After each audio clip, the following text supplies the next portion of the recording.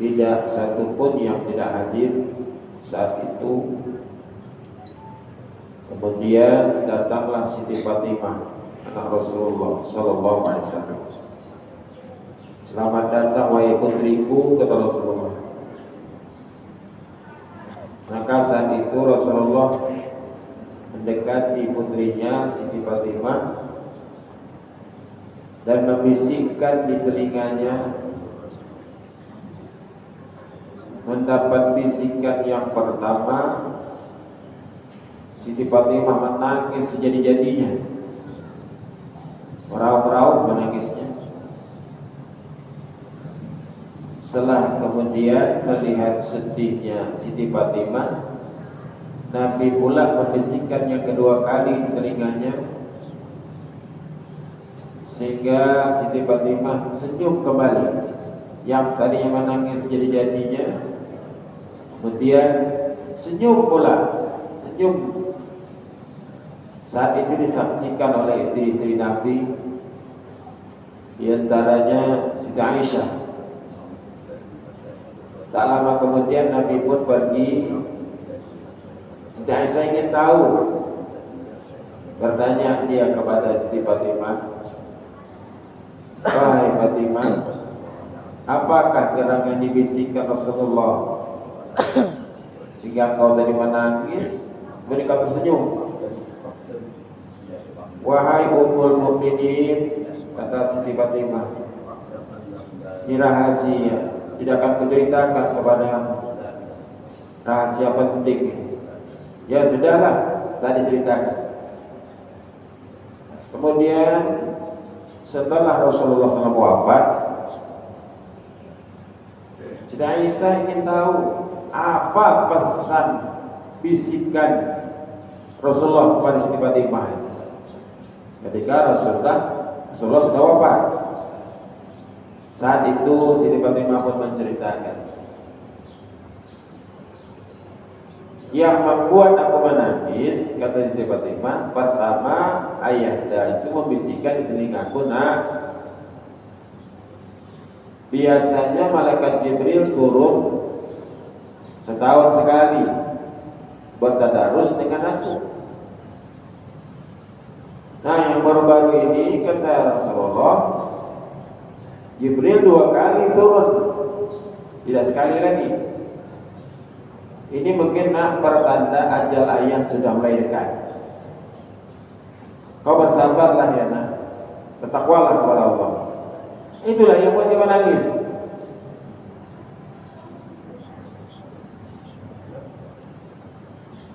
Kemudian ketika saya melihat dia menangis, tolong bisikan yang kedua kali, "Nah, maukah kau menjadi pemimpin wanita-wanita solehah, istri-istri orang beriman? Kau jadi ratunya, kau yang mimpinnya dalam surga nanti." Kemudian Rasulullah menceritakan, orang yang masuk surga itu yang pertama kali nak engkau, kemudian ibumu Siti Khadijah, kemudian lagi Siti Asiyah, istrinya Fir'aun, kemudian Siti Maryam binti Imran. Mendengar itulah dia tersenyum. "Dan engkau tidak lama nak, setelah ayah meninggal mendulimu, kau menyusul." Ternyata memang betul, tak lama setelah Rasulullah wafat, Siti Fatimah pun menyusul. Kalau nggak salah sekitar 6 bulan cuma waktu. Siti Fatimah waktu itu kira-kira umurnya 29 tahun. Jadi di sini dapat bocoran, nah kita sudah kan dapat berita bahwa wanita penghuni surga itu diceritakan oleh Rasulullah, inilah orang-orang yang pertama penghuni surga. Siti Fatimah, ibunya Siti Khadijah, kemudian Siti Asiyah, kemudian lagi Siti Maryam, kemudian berikut-berikutnya lagi kan. Pada ibu yang saya hormati, yang saya ingin sampaikan pada kesempatan ini, apa sebabnya Siti Fatimah ini orangnya masuk surga karena dia adalah teladan yang sangat patuh kepada Rasulullah dan kepada suaminya Ali bin Abi Thalib.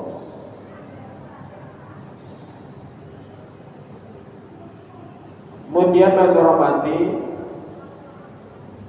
setelah Rasulullah Sallallahu Alaihi Wasallam sakit, setelah Rasulullah sakit, imam wafat, datanglah malaikat Jibril.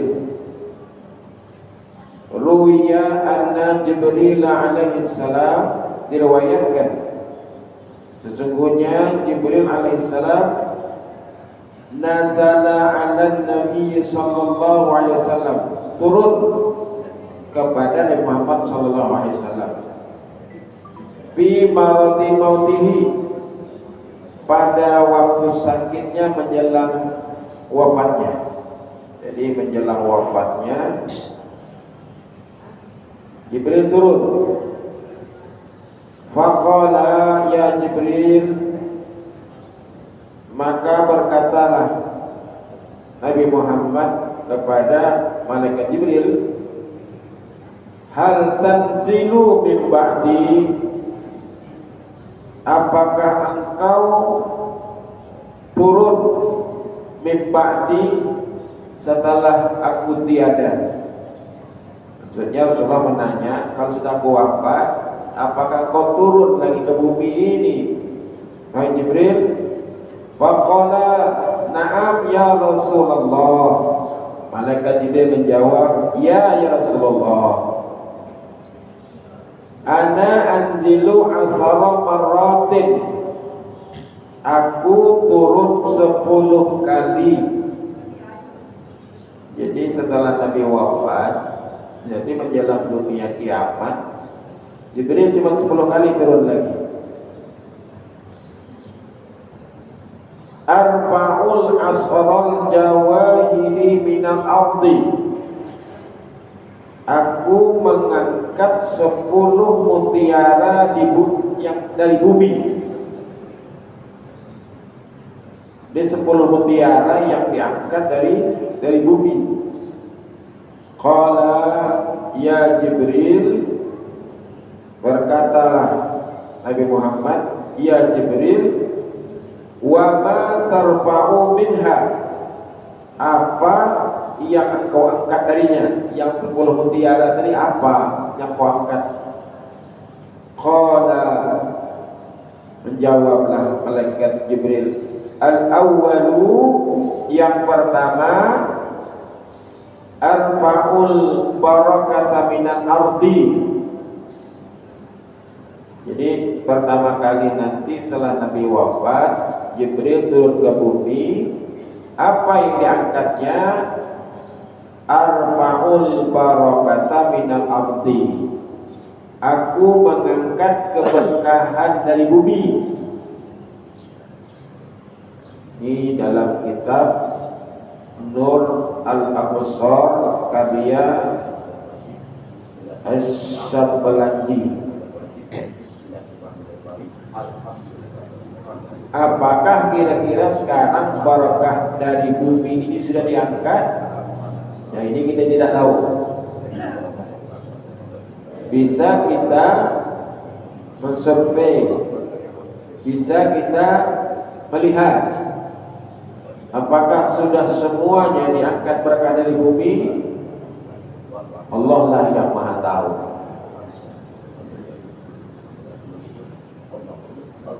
Yang jelas saat ini apabila orang beladang itu padi tidak begitu bagus, perlu pakai pupuk. Kalau sudah barakah dulu lah, kalau masa kita dulu, saya di beladang juga dulu, tak pernah pupuk, Pak. Sebesar aja batang padi, banyak padinya. Tapi sekarang masih disiram dengan pupuk. Mungkin sudah pertanda memang barakah dari bumi ini sudah sebahagian diangkat, tapi tidak 100%. Nanam pisang, kadang-kadang buahnya tusuk isinya di dalam. Jadi kita masih berharap barokah bumi ini tetap masih ada.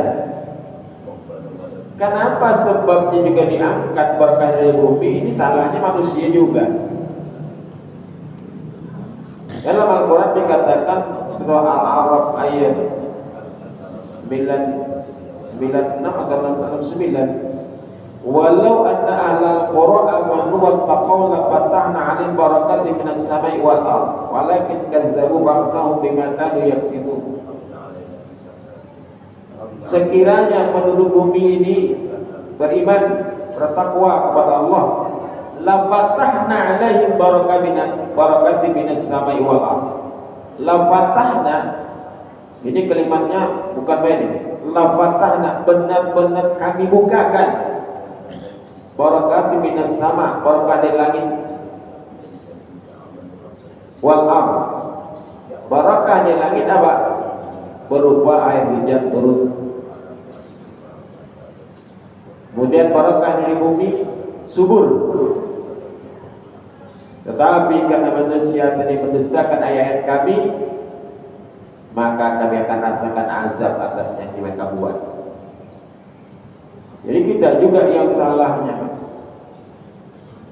Kita beriman dan bertakwa kepada Allah, bagaimana? Bisa diangkat barakah. Kalaulah ada barakah dari tanam-tanaman, kemudian di lautnya banyak ikan. Ada juga manusia juga yang sama, nangkap ikan bukan yang besar-besarnya, yang kecil-kecilnya boleh ikan mati semua. Yang namanya menangkap ikan pakai sentrok itu kecil-kecil mati kan, kasihan. Tapi tetap juga dilakukan oleh manusia. Kalau sempat ada lagi nanti ikan bagaimana? Kalau dulu ilung yang berjalan di laut tuh ya, yang tengah laut tuh ambil penyaut di laut tuh, ada udang di bawahnya kan. Hari tahu lah ilung tuh, mana ada udang nih? Banyak ilung kita tahu mana? Ya kan? Kemudian kelapa tuh dibakar, digantung situ. Ada tuh kita tahu nggak udang siwan. Ini mungkinlah barakah itu sudah sebahagian sudah diangkat.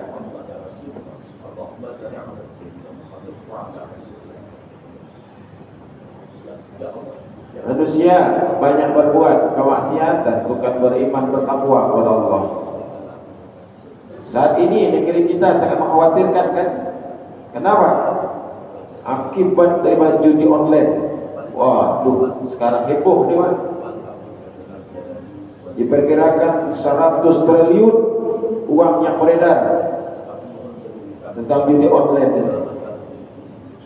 Karena ada kalang kabut nih.